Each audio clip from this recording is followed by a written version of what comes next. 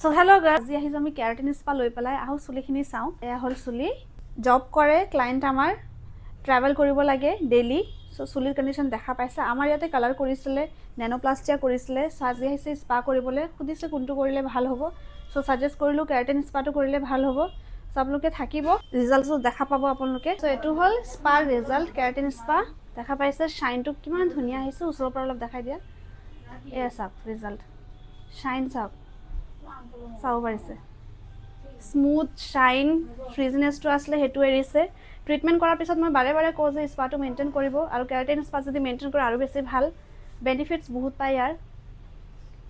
চ' আপোনালোকে বুকিং কৰি ল'ব আগতে, কাৰণ এইবোৰ কামৰ কাৰণে এডভান্স বুকিং কৰি ল'লে ভাল, পিছত শ্লট নাপায়।